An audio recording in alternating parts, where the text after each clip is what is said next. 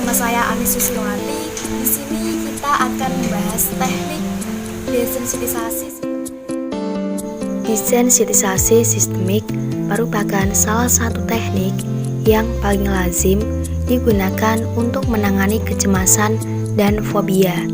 Nah, desensitisasi sistemik adalah sebuah prosedur di mana klien berulang kali mengingat, membayangkan, atau mengalami kejadian yang membangkitkan kecemasan, dan setelah itu menggunakan teknik relaksasi untuk menekan kecemasan yang disebabkan oleh kejadian itu. Desensitisasi sistemik ini efektif diaplikasikan pada klien dengan gangguan kecemasan fobia dengan stimuli spesifik seperti hewan, serangga, air, pesawat, atau ruangan tertutup.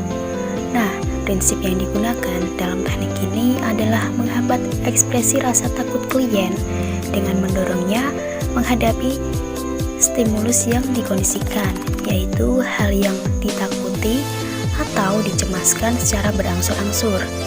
Pada video kali ini, teknik desensitisasi sistemik diaplikasikan pada klien fobia ular. Jadi gini Mbak, saya tuh punya masalah, saya mempunyai fobia sama ular. Apa yang membuat Mbak Nanda itu fobia sama ular? Pernah ular itu di atas kaki saya, jadinya saya tuh kayak kalau melihat ular jadi takut. Ular itu seperti sehingga yang kita harapkan adalah si klien ini dapat menghilangkan respon yang tidak diinginkan seperti respon ketakutan kena fobia. Nah, selain itu teknik kalau ini saya juga melihat menjadi secara treatment langsung, yang saya juga efektif kalau dan lihat video itu efisien mengingatkan untuk saya klien kalau saya tuh dengan ketemu fobia. langsung sama ular itu gitu. Semua jenis ular. Baik, ada lagi Mbak? Cukup itu aja.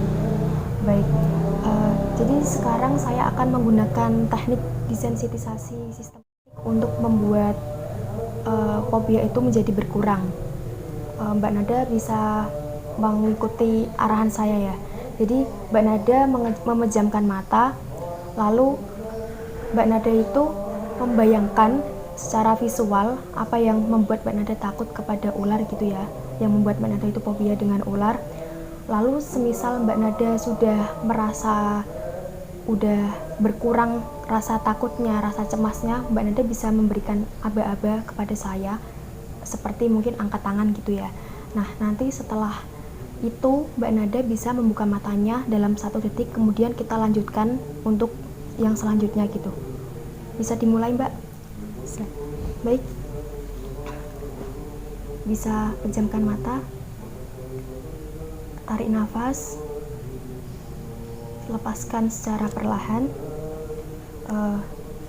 Mbak Nada pernah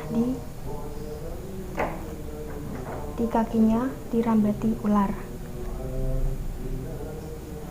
Lalu ketika Mbak Nada melihat ular itu berjalan di depan mata, Mbak Nada merasa takut.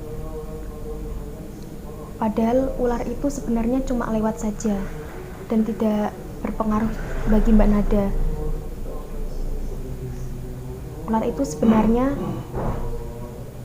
hanya ingin berjalan, tidak mengganggu Mbak Nada. Jadi Mbak Nada jangan merasa berpikiran kalau ular itu seakan-akan melilit di tubuh Mbak Nada.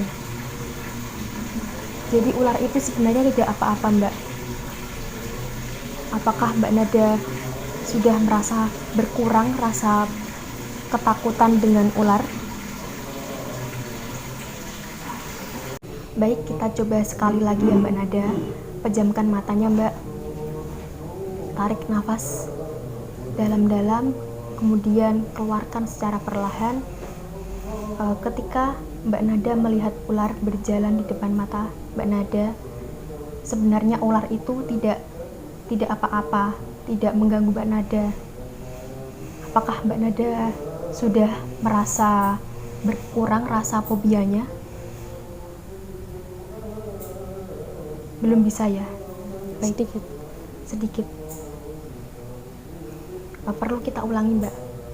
Perlu. Baik. Pejamkan mata, tarik nafas secara dalam-dalam, keluarkan secara perlahan, dan rileks. ketika Mbak Nada melihat ular berjalan di depan mata, Mbak Nada bisa mengabaikan, langsung pergi saja, jangan merasa Mbak Nada itu merasa diganggu sama ular.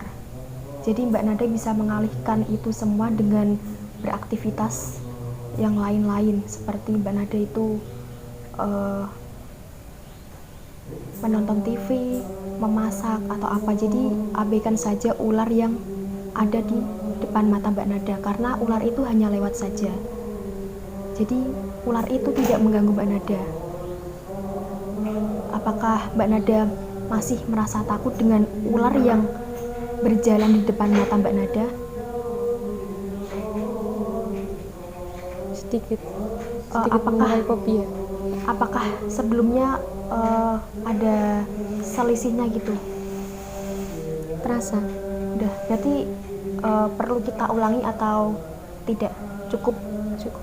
Baik, untuk kita selanjutnya ya, yang paling membuat Mbak Nada ketakutan itu kan ketika ada ular yang berjalan lenggak-lenggok atau melilit gitu kan. Betul kan, Mbak? Baik, bisa menutup mata, tarik nafas secara dalam-dalam, lalu dikeluarkan secara pelan-pelan dan rileks.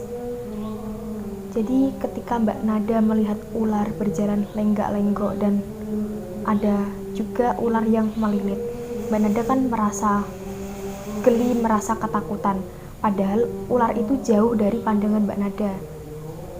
Jadi Mbak Nada tidak usah membayangkan apa-apa, tidak usah membayangkan rasa ketakutan pada ular.